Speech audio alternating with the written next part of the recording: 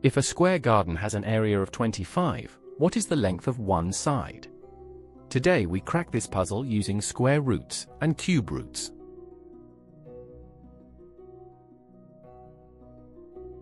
A square root asks, what number times itself gives this? A cube root asks, what number times itself 3 times gives this? Simple as that. Perfect squares are special numbers. Memorize these 10. They appear in nearly every exam question. Like learning your times tables, this saves time.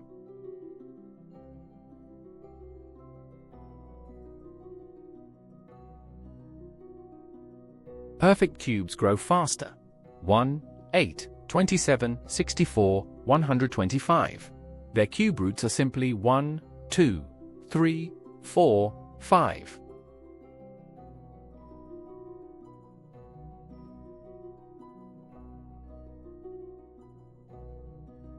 Find the square root of 144.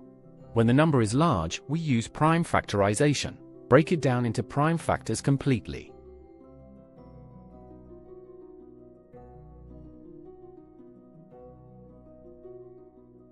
Now group the primes into pairs. Take one number from each pair and multiply. 2 times 2 times 3 equals 12. So square root of 144 is 12.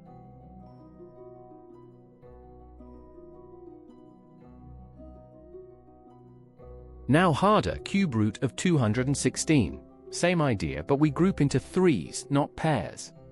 Break 216 into primes. 2 cubed times 3 cubed.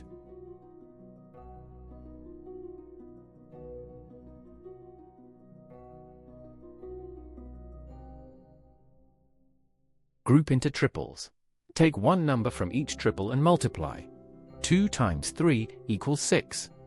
So the cube root of 216 is 6.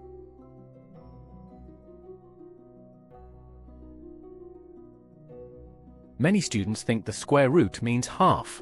Wrong. Square root of 36 is 6, not 18. Also, the root of a sum is not the sum of the roots.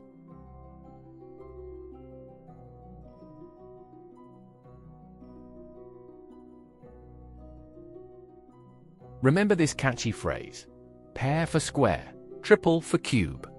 Pair the primes for square roots, triple them for cube roots. You'll never forget.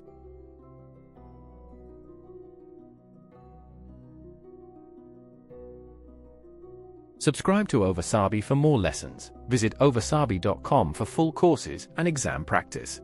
See you in the next video.